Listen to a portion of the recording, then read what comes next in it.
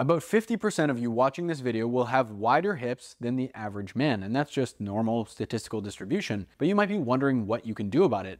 I haven't talked about the size of my waist or my hips at all on this channel because I didn't think that anyone cared. But this week I got a really good question from a guy who thought that my wider hip structure resembled his, and he thought my physique looked kind of cool. He says, "Hey man, I've been watching a lot of your YouTube videos, not just because of the content, but mainly because of your physique. I'm always self-conscious about my body, and it's similar to yours.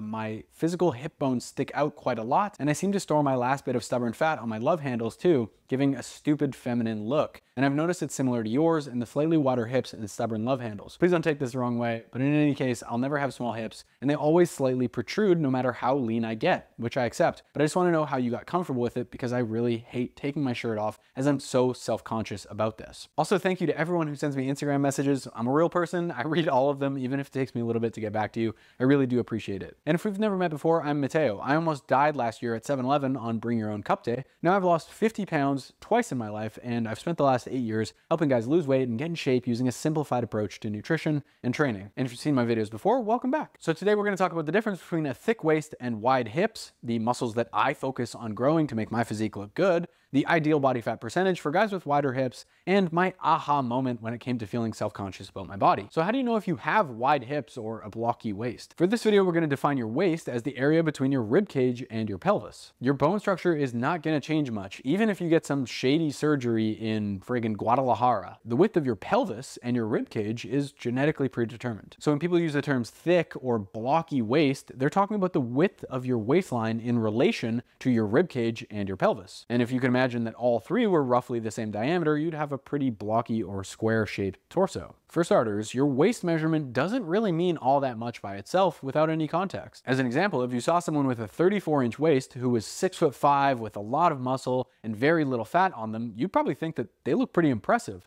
But if you saw someone with that same 34-inch waist, but they're 5'2", they carry a lot of body fat and they don't have a lot of muscle, you probably wouldn't be all that impressed with their physique. That's because the appearance of your waist size is relative to your shoulder width and your height. Here's me at about 167 pounds, standing just under 5'9" with a roughly 31-inch waist. If your waist measurement is roughly 50% of your height, you're gonna look pretty good. And if your shoulders are about 1.5 times as wide as your waist, then you're gonna look really good. Sexual behavior studies show us that women are more attracted to men with a bigger shoulder to waist ratio. So if you're trying to get laid, that leaves us with 3 important numbers: your waist measurement, your shoulder measurement, and your height. And unless you're planning on going to Korea for some experimental height surgery, then you've only really got 2 options. You can lose some body fat around your midsection and shrink your waistline. And you can build up the muscles of your upper body, which increase that tapered appearance from your shoulders to your waistline. There are 2 muscle groups in your upper body that you should focus on training if you want to get that Dorito appearance. The first is your shoulders, and you're going to want to build those up with a foundation of horizontal pressing type movements like push-ups, dumbbell bench press, and barbell bench press. Then you can add some vertical pressing movements like dumbbell overhead press and barbell overhead press. But to really build the width of the shoulders, you're going to want to do some lateral raising type exercises to really target that side of the deltoid more effectively. These can be done with cables or they can be done with dumbbells. Upright rows are another great option here, and these pump my shoulders up like crazy. Next, you're going to want to build up your lats and the muscles of your upper back. Start out with a variety of vertical pulling type movements like pull-ups, chin-ups, and lat pull-downs. Then add plenty of horizontal pulling type movements like cable rows, chest supported rows, and bent over rows. Particularly movements where the elbow travels close to the rib cage to really target the lats even more. But you might not have realized that you can actually shrink the appearance of your waistline by building up the muscles below your waist. And no, I'm not talking about Kegels. In bodybuilding, there's a concept known as the X frame. Instead of just looking at that V taper by building up the shoulder to waist ratio, we can also expand outward below the waist to make the waist appear smaller. Having a set of big, meaty Christmas turkey quads visually shrinks the appearance of your waist from below. Check this out.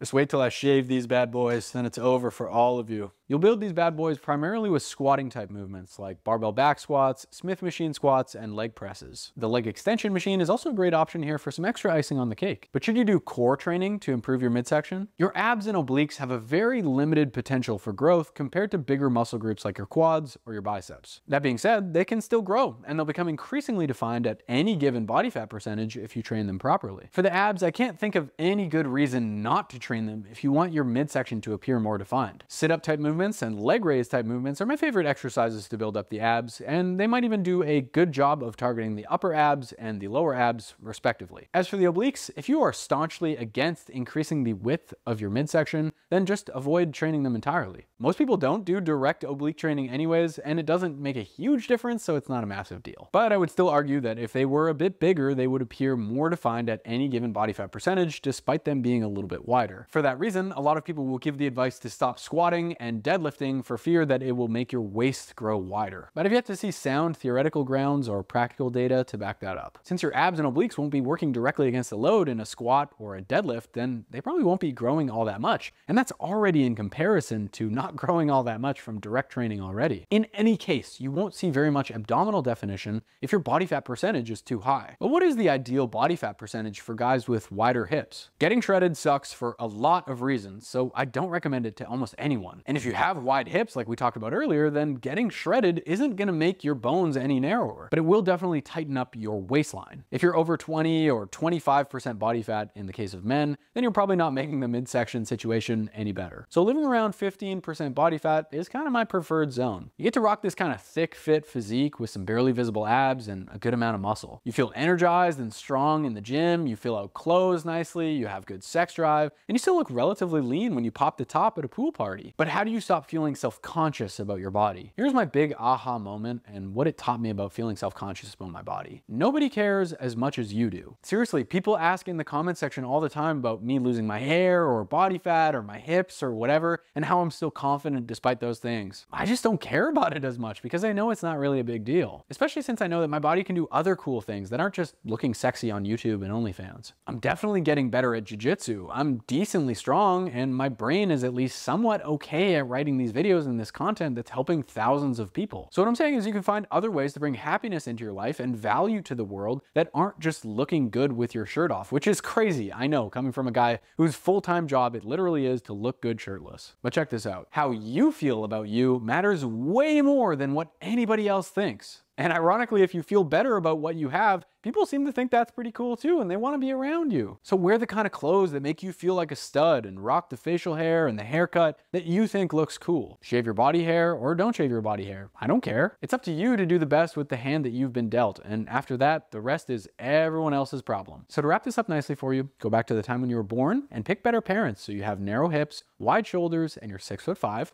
and then build up the muscles above and below your waist to create that tapered appearance up towards your waistline. Then get your body fat levels in check so you don't have unnecessary amounts of fat around your midsection. Do some optional abdominal training to add definition to your abs and obliques if you want, and then realize that it really doesn't fucking matter all that much, and you should just rock whatever you have and do the best with the cards that you've been dealt. Thank you so much for watching this video. As always, I've been Matteo. Be sure to subscribe to the channel so I can see you in the next one. Peace.